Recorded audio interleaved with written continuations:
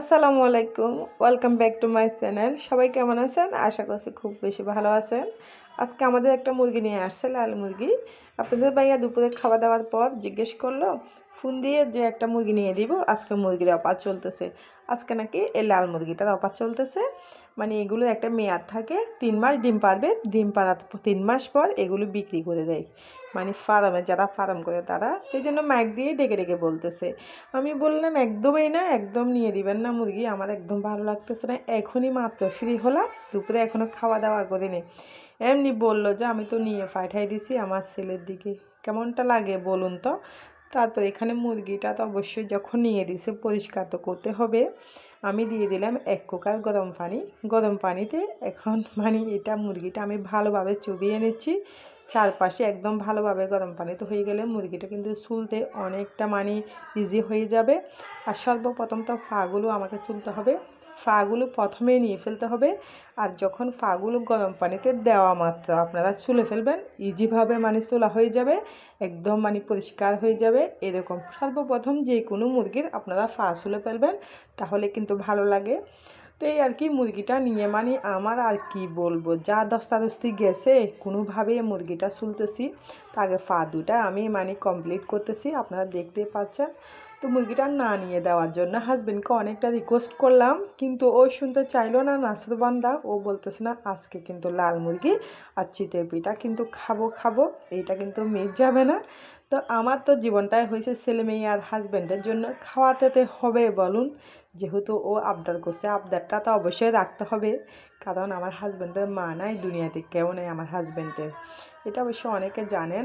তো এই জন্য আমার হাজব্যান্ডের আমি, আমার ছেলে মেয়ে মানে ওর পরিবার নিয়ে ওর একটা জীবন, এরকম একটা জীবন। তো হাজব্যান্ড এত কষ্ট করতেছে আমাদের জন্য, ও যখন বলতেছে যে মানে ও চিতই পিঠা আর লাল মুরগির ঝোল খাবে, তাহলে অনেকটাই মানে দেশি কষ্ট মুরগি করে হাতে হলো মাখিয়ে আমাকে রান্না করলে ওকে মজা। এটা খাওয়াতে অবশ্যই হবে। দেশি মুরগি না, কিন্তু এটা অবশ্যই রান্না করলে দেশি মুরগির মতো। সেজন্য আমি হাতে মাখিয়ে রান্না করতেছি। এটা কেন যদি আবার পোলট্রি হতো এটা একদমই মজা লাগতো না। হাতে মাখিয়ে, দেশি মুরগি হাতে মাখিয়ে মজা। আর গরুর মাংস, দেশি মুরগি, লাল মুরগি এগুলো হাতে মাখিয়ে রান্না করলে একদম সবচেয়ে বেশি মজা, কতটা লোভনীয় লাগতেছে। তো একটু হাত দিয়ে পানি দিয়ে দিলাম, এখানে কয়টা কাঁচামরিচ দিয়ে আমি কুকারে বসাই দিলাম। তো আজকে রান্নাটা আমি কুকারে করব, আমার অনেকগুলো গ্যাস কিন্তু খরচ হবে সেজন্য। তো ভাবলাম যে কুকারে করি, যেহেতু অনেকক্ষণ সিদ্ধ করতে হবে। আর যে আদাটা দিচ্ছি না, আদার ফ্লেভারটা একদম পেট ভরে যাচ্ছে। তো এখানে আমি আলু দিয়ে দিলাম, নতুন আলু দিয়ে কিন্তু এরকম মাংস রান্না কিন্তু হেভি মজা হয়। তো একটু আমি এখানে লাড়িয়ে চাড়িয়ে নিচ্ছি, মানে আলুগুলো পরে দিচ্ছিলাম একটু করে কষে যাওয়ার পরে। আর কতটা মানে কালারটা সুন্দর আসতেছে দেখেন, অনেকটা মানে মজা লাগতেছে। তো আমি এখানে কিন্তু ব্লেন্ডার নামাই নিছি, চাউল কিন্তু ভিজাতে দিয়েছি, এগুলো ধুয়ে নিছি, চাউল ব্লেন্ডার করবো। তার আগে আমি এখানে হচ্ছে যে মানে জল দিয়ে দিলাম। তো আজকে একটু জল রাখবো, যেহেতু চিতই পিঠা দিয়ে জল দিয়ে খেতে কিন্তু দারুণ মজা হয়। তো আসলে এরকম খাবারগুলো শীতকালে আমরা বেশি খাই, যেহেতু শীতকাল চলে আসছে, এরকম খাবার অবশ্যই প্রতিটা ঘরে ঘরে থাকবে।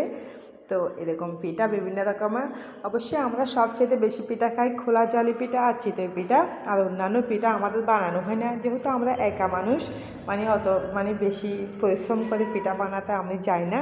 তো যাই হোক, মাংসটা তো রান্না হয়ে গেছে, কালারটা কতটা লোভনীয় দেখতেছেন। তো এখন আমি চালগুলো একটু দিয়ে নিচ্ছি, চালগুলো দিয়ে আমি ধানগুলো বেছে ফেলে দিব। এখানে কিন্তু প্রচুর পরিমাণে ধান রয়েছে, তো ভালো করে 2-3 বার করে আমি চালগুলো দিয়ে নিব, কারণ এগুলো যেন ময়লা না থাকে, যেহেতু চিতই পিঠা আর হাজব্যান্ড খাবে, এই আর কি। তো এখন আমি একটু ব্লেন্ডার করে নিছি, ব্লেন্ডারটা আমি দেখাই নাই, অনেকটা লম্বা হয়ে যাচ্ছে ভিডিও। এখন চিতই পিঠা আমি দিয়ে দিব। প্রথম পিঠাটা আমি বিসমিল্লাহ করে দিব, কারণ প্রথম পিঠাটা মানে সেরকম হতে চাই না কারো। তো সেই জন্য আমি ভাবলাম একটু ছোটো করে দিই, তো একটু ছোটো করে দিছি। আসলে এটা পারফেক্ট হয়েছে, অনেক সুন্দর হয়েছে পিঠাটা, খেতেও কিন্তু অনেক মজা লাগছিলো এরকম পিঠা, এই আর কি। তো দেখেন কালারটাও মানে দুই পাশে কালারটা একরকম আসছে, একদম সুন্দর আসছে। তো পরে আমি আরও একটা পিঠা দিয়ে দেখবো, সেকেন্ড পিঠাটা এটা কীরকম হয় আমি এটাও দেখব।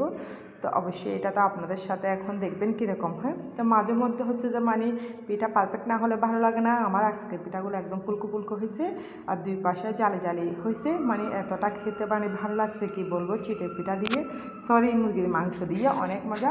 তো আজকে রান্না হচ্ছে এই মানে রাতের খাবার, আমাদের ডিনার হচ্ছে এই চিতই পিঠা আর লাল মুরগির ঝোল। ওরে মজা হয়েছে কি বলবো আপনাদের, খুব ভালো লাগছে।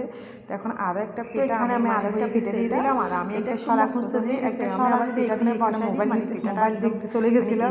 তো আমাদের রাতের খাবার একদম রেডি। আর চিতই পিঠাগুলো কতটা লোভনীয় লাগতেছে, মাংসগুলা, মানে আজকে রাতের খাবার। তা আল্লাহ হাফেজ, সবাই ভালো থাকবেন, আসসালামু আলাইকুম।